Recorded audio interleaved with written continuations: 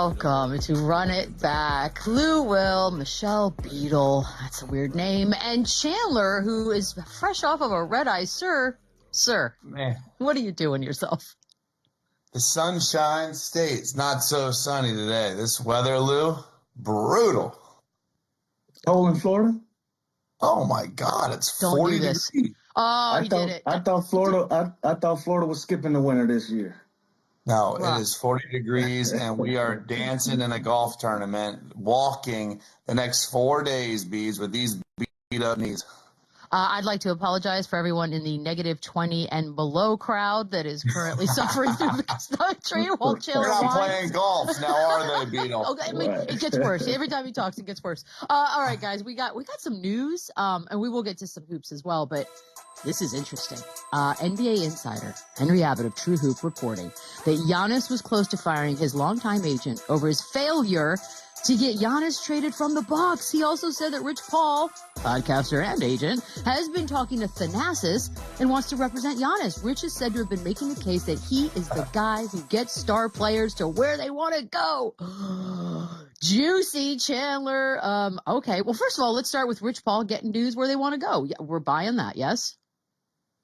Yeah, and listen, I think Rich Paul has deserved and worked his way up to have this kind of clout. And when you look at the big agents in the NBA, I mean, it's Jeff Schwartz, it's Duffy, it's Mark Bartelstein, but there's no bigger name than Rich. And so, yeah, it makes sense. This guy has a lot of huge names. And just think about a couple weeks ago, there was the reports on the Trae Young trades, and obviously Washington ended up being where he wanted to go. Now, that's ended up where he was, and that's probably the team that wanted him the most. So that's what we found out in the public, but that's where he ended up. And that's where apparently he wanted to go. So Rich Paul does have that sort of clout. Look about what the most recent article that just came out in LA with the whole Genie Bus situation where, they were almost, scared or didn't intimidated by his type of juice and clout that he had in that locker room with LeBron and the drafting Bronny and that whole thing. So he definitely,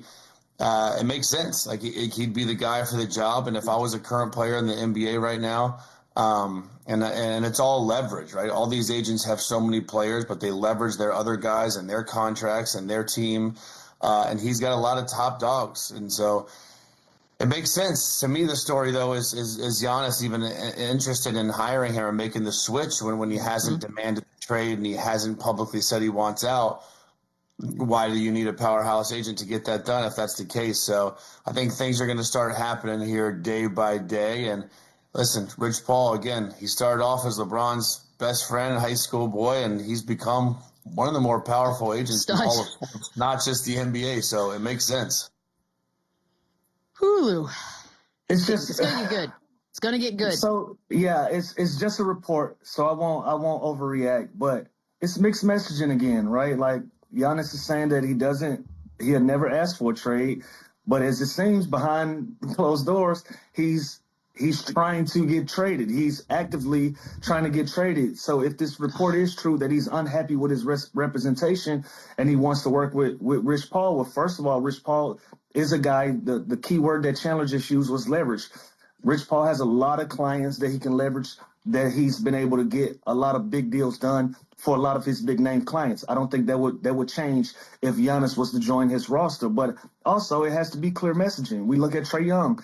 The moment that it came out that he and the Atlanta Hawks were working together for another scenario, we had something done in less than a week from that coming out. So with Giannis constantly saying, I don't want to be traded, I never want to be moved, or I'll never ask of these things. But at the same time, you can see him on the court unhappy, booing back to the fans and all of these things. Give us a clear message. As fans, as media, as everybody on the outside looking in, give us a clear message, because if I'm your representation on the inside, I got to admit that I'm a little confused about the messaging as well. And as it pertains to Rich Paul, Giannis has to hire him like today if he wants to do that, because it's going to take 7 days for that to kick in, and the deadline is on January 6th. So if that's something you want to do, it takes 7 days to change over, and then you have the deadline working against you. So that gives Rich Paul 48 to 72 hours to even make this happen if any of this report is deemed to be true or has some legs. And so I at this point, I don't know what to make of it. I just wish that we can get it over with and it can happen. But, you know, if he wants to change representation, he's officially up against the clock. So we'll see what happens. You know why I like it too? Because this whole timeline, Giannis has been persistent on not asking for a trade, right? And now he has this opportunity to hire this new powerful agent that can just take all the heat, take all the bullets. He can come in there and face the music and be like, you know what? I'm the one that got him out of there, and make Giannis kind of look as good as he possibly can. So it's not the worst idea or situation for Giannis to go and get LeBron James' agent, Anthony Davis' agent, Tyrese Maxey's all these big names that we all know. Why not let him come and take the bullets and be the good guy in this situation? Yeah, Michelle Beadle here, representative for the fans. I would like to say that this is actually going to be a lot worse. Because I would prefer – look, Spurs went through a weird Kawhi thing that was very drawn out, dramatic, and it resulted in like a lot of hatred towards that fan base and Kawhi. This is worse to me because it's shady and it's sneaky and it's sort of semantics of I'm not asking for a trade. Well, your agent, no matter who he is an extension of you. They don't do things on their own. They're not going to move you on their own. So I actually feel like Giannis, in trying to avoid being the bad guy, is making this much worse for himself optically. Well, you know what, Chandler? We also know how the game works. Like, some of these stories are planted by whoever side that's trying to benefit from making the other side look bad. We also know this is part of the game too. But I agree with Beadle 1,000%. If you're trying not to be the bad guy, the more and more information comes out, the more and more these reports start to grow legs, it's going to make Giannis looks worse from the Milwaukee fan base. So if I was him, I would have been honest. I would have probably did a sit down or something of that nature, and I would have said everything that I'm feeling. Look, this is somewhere that I love to be. I want to see this thing through. But if it's not and it's run its course, yes, I would like to go somewhere else, and it can end that way, and everybody can be at peace. But again, like Beadle just said, the more sneaky that it feels, the more information that continues to get leaked, and Giannis won't step out and speak to this with clear messaging and what he wants to get across, instead of, you know, some of the subliminal things going back and forth and kind of being a little funny a little bit with it.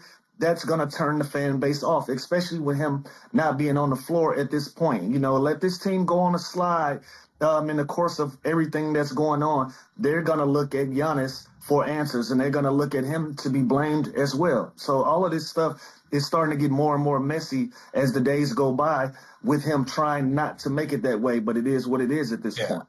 And here's the thing. There's been so much coverage and so much media on this whole situation that no matter what happens now, whether he sticks with his agent and gets traded right now at the deadline, or if he hires Rich Paul and doesn't get traded, or whatever's going to happen, there's going to be fans that are going to hate on him. There's going to be fans that are going to burn his jersey. There's going to be fans that are so dramatic. And that's just part of the business, because, first of all, they're struggling. They're losing. They're in no way, shape, or form to be in contention to compete for a championship this season.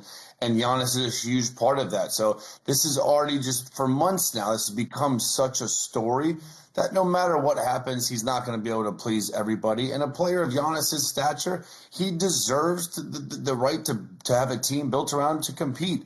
He deserves to be on a championship team. We're not given more just guaranteed years in this league to play, and Giannis probably has, less than 5-6 years left? He should want to maximize that, and he earned that right to be able to be in this position. And if he wants to get moved, he's getting moved, whether his agent is his current agent or Rich Paul. He's Giannis, and if he says finally and comes out, and I know he's been, with the fans, he's done everything for the organization. He's never publicly addressed a trade. It's getting to the point where you don't almost have to, because we all know you want to leave. You know what I mean? Come on the show. We got a spot for you, Giannis. Anytime, any hour, any day. Let's get our boy Bobby on the phone. Tell him to work it out for us.